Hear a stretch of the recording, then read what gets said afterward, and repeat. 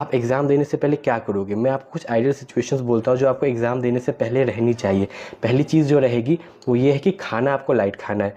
खाना आप ऐसा खाएँ जिसमें कार्ब्स बहुत कम हो, फैट और प्रोटीन की मात्रा ज़्यादा हो। उससे क्या होगा कि आपका खाना धीरे डाइजेस्ट होगा, आपका इंसुलिन आपका ग्लूकोज़ स्पाइक अचानक से नहीं होने वाला, उसकी वजह से आपको अचानक से क्रैश नहीं होने वाला है ग्लूकोज़ का कि आपको अचानक से नींद आ जा रही है बहुत तेज़ से, जो हम लोग के दोपहर के खाने खाने के बाद होता ही है अक्सर।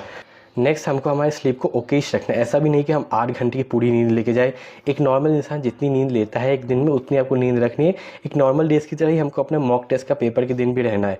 नींद इतनी भी कम मत ले लेना कि आपका दिमाग ही ना चले, अपने फुल पोटेंशियल उस मॉक टेस्ट को ना लिख पाओ। क्योंकि ये याद रखना, ये जो मॉक टेस्ट है ये हम एक्चुअल नीट का एग्ज़ाम समझ के लिखना है। आपको बिल्कुल ऐसा नहीं सोचना कि मॉक टेस्ट है। आपको एग्ज़ाम देते वक्त वही घबराहट और वही पैनिक होना चाहिए आपको मॉक नीट का एक्चुअल एग्ज़ाम देते वक्त होता है। तो ऐसा क्या होगा, जब आपसे ऐसे 10 से 12 मॉक टेस्ट दे दोगे तो जो मेन नीट का एग्ज़ाम होगा वहाँ पे आपको ऐसे ही फील होगा ये भी एक मॉक टेस्ट ही है।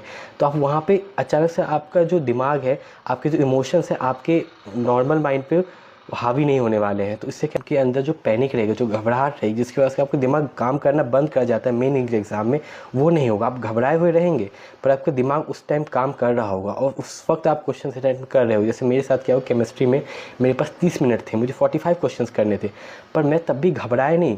मैं घबराया हुआ था पर मैं एग्ज़ाम भी लिख रहा था क्योंकि मेरा जो माइंड था वो स्टक नहीं हो गया था, मेरा माइंड फ्रीज़ नहीं हो गया, क्योंकि मैंने ऐसे बहुत बार ये सिचुएशन पहले भी फेस कर रखी थी। तो यही आपके मॉक टेस्ट देने का एडवांटेज है। जब आप बार बार इस तरह की वल्नरेबल सिचुएशन में पढ़ते हो तब आपका माइंड धीरे धीरे अडेप्ट करते जाता है। यही हमको मॉक टेस्ट से सीखना है।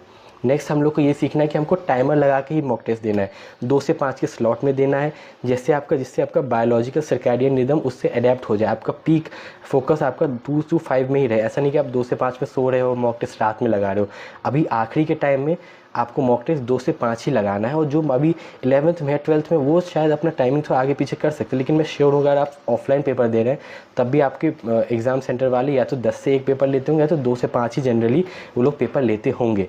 नेक्स्ट चीज़ हमें ये करना है, अगर आप घर में बैठ के पेपर लिख रहे हो, सबसे पहले मैं आपसे रिक्वेस्ट करूँगा पेपर का प्रिंट आउट ले लीजिए कहीं से भी, और एक OMR या तो प्रिंट आउट करवा लीजिए या तो दुकानों में भी 1-2 रुपए के OMR आते हैं, वो आप अपने साथ खरीद के ले आए। और एग्ज़ाम को बिल्कुल एग्ज़ाम स्टिपुलेटेड सिचुएशन में ही OMR के साथ भरिए।